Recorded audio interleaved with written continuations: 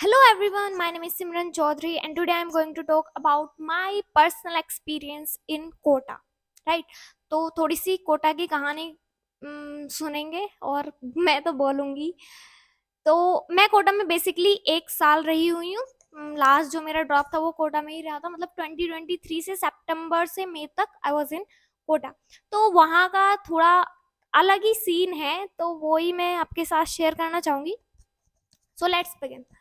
सो देखो, सबसे पहले तो कोटा बहुत से बच्चे जाते हैं, एडमिशन लेते हैं कोचिंग में, और इस मोटिवेशन के साथ जाते हैं कि यार जाएंगे, अच्छे से पढ़ेंगे और अपना नीट या जेई क्रैक करेंगे और अपने ड्रीम कॉलेज जाएंगे. लेकिन वहां पे जाके पता चलता है यार कुछ गेम थोड़ा अलग ही है. जब वहां पे 2-3 महीने रहते हैं ना, तो थोड़ा समझ में आता रहता है कि जैसा सोचा था वैसा तो नहीं चल रहा है. क्यों? क्योंकि सबसे पहली चीज जो वहां जाके होती है वो है भाई shuffling of the batches based on your previous performances, या प्रीवियस क्लास की परफॉर्मेंस, या प्रीवियस नीट का जो पेपर गया, या फिर जो वहाँ पे टेस्ट टेस्ट वगैरह होते रहते हैं उनका. तो शफल होते रहते हैं. एक टॉपर बैच रहता है सब कोचिंग में, वो कोई भी कोटा की नहीं, कहीं भी कोचिंग ले लो, जहाँ भी कोचिंग, वहाँ पे एक बैच रहता है टॉपर रैंकर्स का, और फिर जो है मीडियोकर बैच रहते हैं. तो वहाँ पे बंदे को बहुत ही, मतलब जो मीडियोकर वाले में रहते हैं, थोड़ा लो कॉन्फिडेंस सा, गिल्टी सा फील होने लग जाता है कि यार मैं तो अच्छे से पढ़ने आया था, मेहनत करने आया था, और मुझे लोअर बैच में डाल दिया. तो देखो, इसमें गिल्ट फील करने वाली कोई बात नहीं है. इट्स ओके, क्योंकि आपका एम जो है वो नीट जेई है.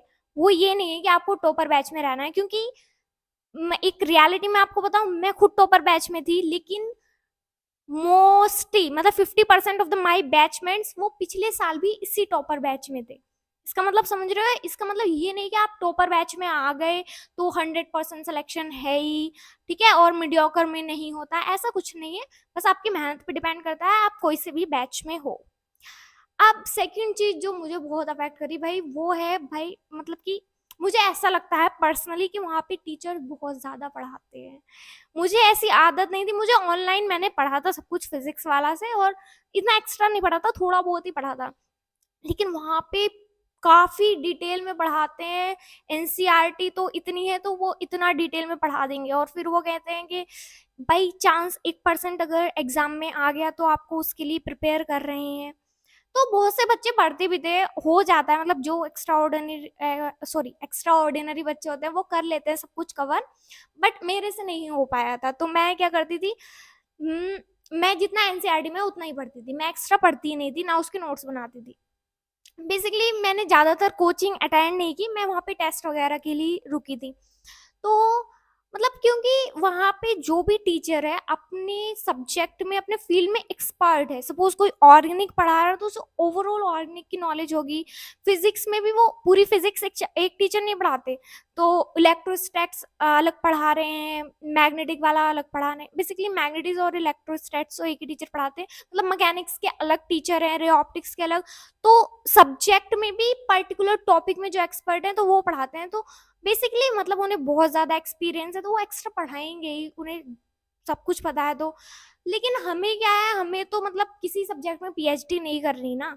ये तो है नहीं कि हमारे पास खाली ऑर्गेनिक है पढ़ने के लिए. तो क्योंकि हमें तो फिजिक्स भी पढ़नी है भाई, बायो भी पढ़नी है, रिवाइज भी करना है, chemistry, physics, physical, organic, inorganic, सब कुछ रिवाइज भी करना है, क्वेश्चन प्रैक्टिस करने हैं, टेस्ट देने हैं. तो हम किसी सब्जेक्ट में ज़्यादा डिटेल में नहीं पढ़ सकते हैं.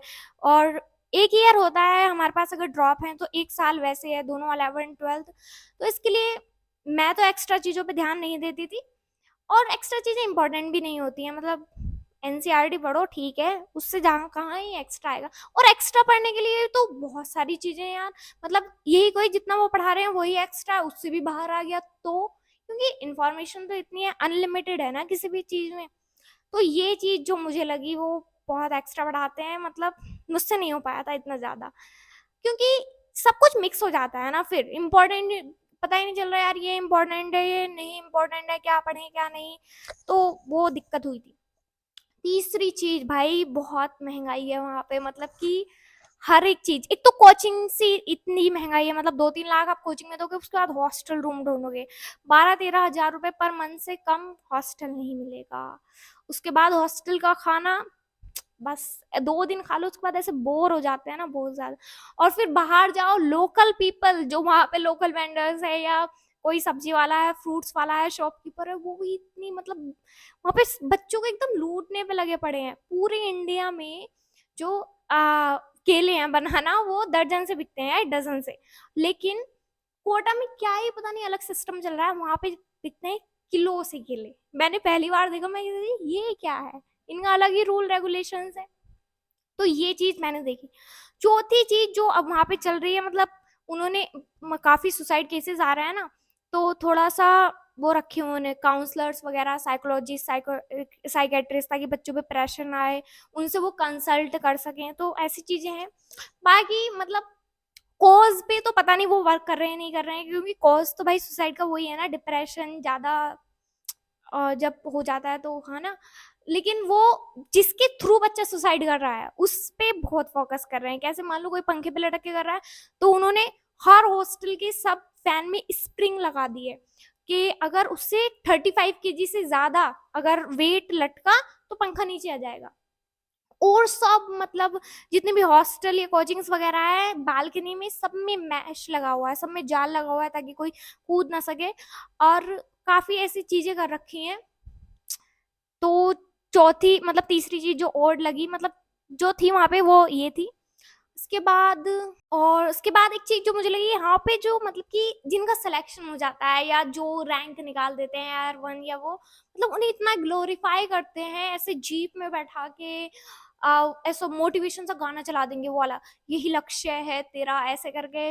और पीछे वो इतना बड़ा सा ढोल बजा देंगे, वाइब्रेशंस ऐसी क्रिएट हो जाएंगी कि ऐसे इंसान जो देख रहा होता है ना, घर पे टीवी पे भी देख रहा होगा, तो इतना इमोशनल हो जाएगा कि हाँ मैं अपने बच्चे को यही कराऊंगा। और ऐसे करके बच्चा भी कहेगा कि हाँ डैडा मुझे यही करना है, ये रैंक निकालनी है। और फिर मतलब ऐसा लगता है कि कुछ एक्स्ट्राऑर्डिनरी हो ही गया है।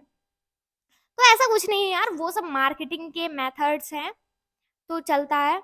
उसके बाद हाँ, साथ ही साथ एक चीज जो होती है, वहां पे बच्चे लोनली रहते हैं भाई, घर से दूर रहना अकेले, तो थोड़ा दिक्कत होती है।